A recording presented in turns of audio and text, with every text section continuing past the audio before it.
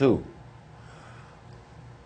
We're very clear, you and I are, and everybody is, we don't want a dime more of Vermont money to support Wall Street, to be sucked up by international banks and bankers and essentially sequestered. We don't want our invested monies in Wall Street. We want them invested here in maybe a central Vermont bank of our own, like the Bank of North Dakota, or my bias is bring the teachers' retirement funds here, bring the state employees' retirement funds here, get them out of Wall Street. Our various revolving tax withholdings are also in Wall Street. Look, Wall Street's going to fail. It's going to go poof. Those monies are going to be gone. We need to get them out of there and bring them home. That's point two. Invest in what? Small banks, small credit unions, and by agreement with those entities, reinvesting in clean, green energy, clean, green agriculture, small educational self-sufficiency expenditures, helping people who's in trouble with their mortgages, doing all the things that all that money could do for Vermont, invested here.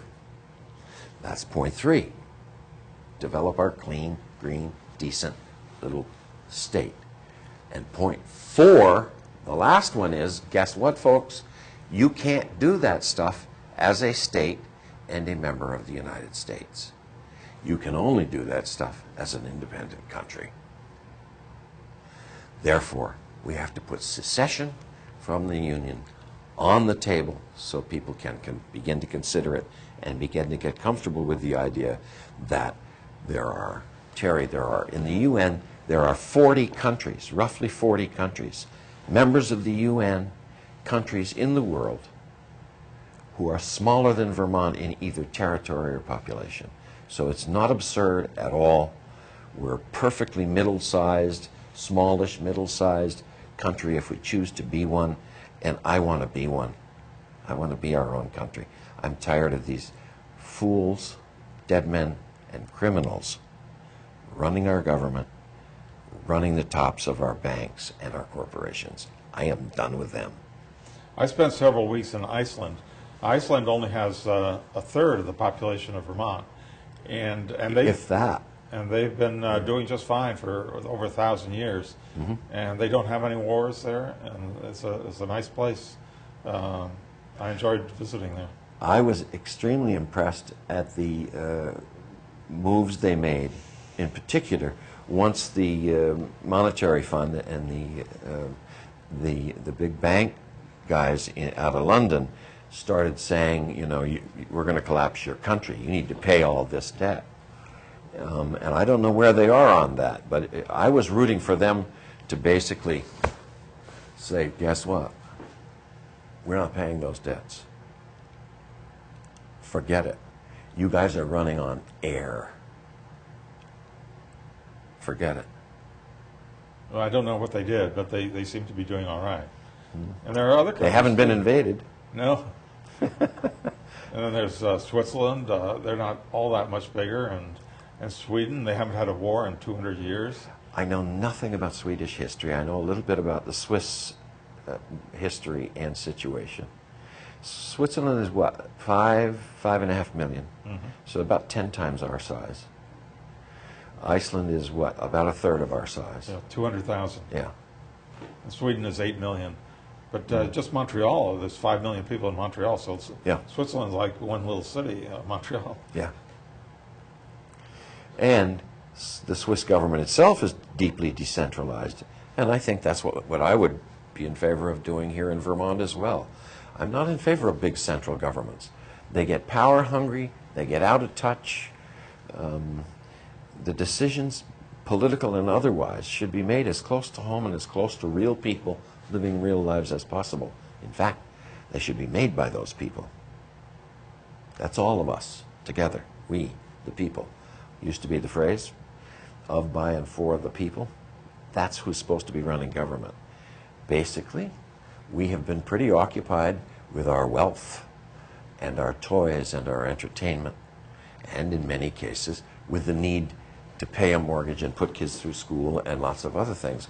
We've been awfully involved in our own lives, but not enough of us have paid attention to public matters, public necessity, public emergency, because we are in one, and it is huge, and we need to get moving.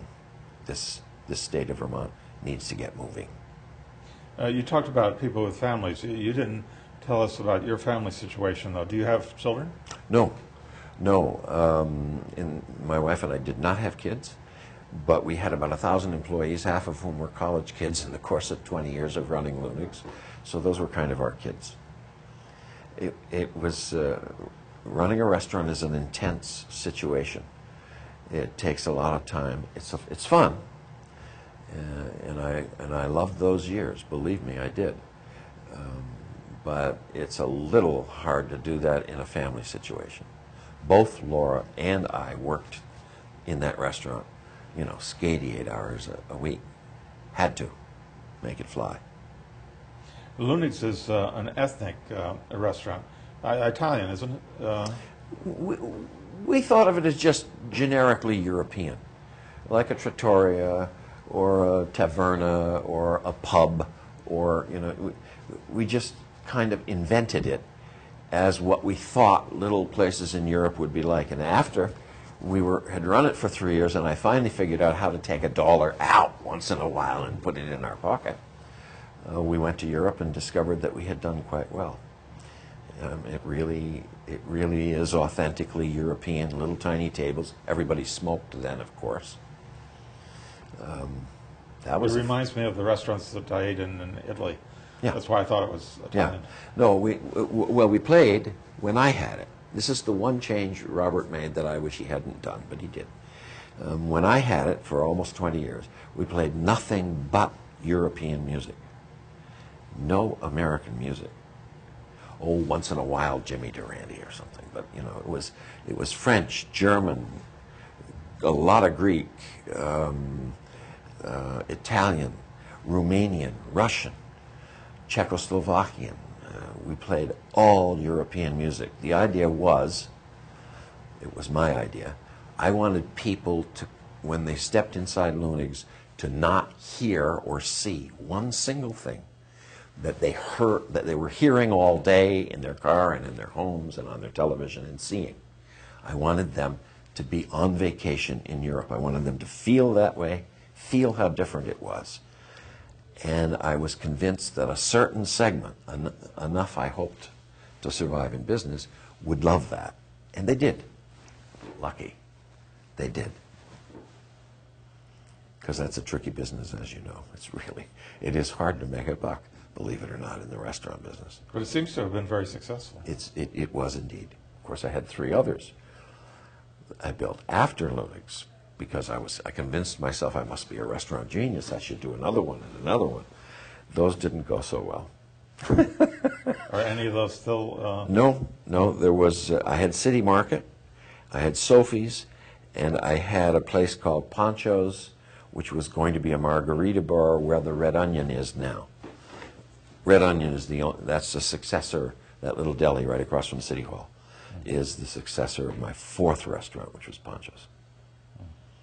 But the only one that I made $1 in was Lunig's. 2 of the other 3 were break-evens, and Sophie's, which my heart was really in. Sophie's was beautiful. It was called Sophie's American Bar and Grill. It was fabulous. Lasted 6 months and cost better than $100,000. Boom, boom, boom.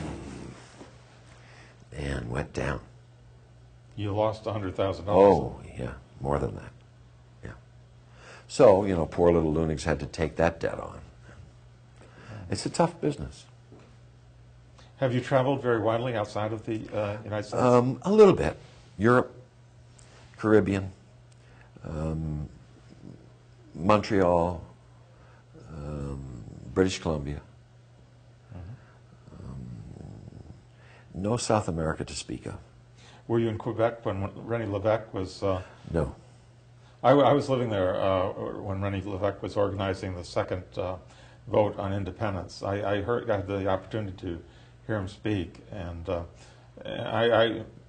my support for Vermont independence is partly due to the fact that I experienced 2 years of the Parti Québécois in Montreal, and they won power in the Quebec government. Unfortunately, they didn't win the vote for secession, but they governed this province very, very well.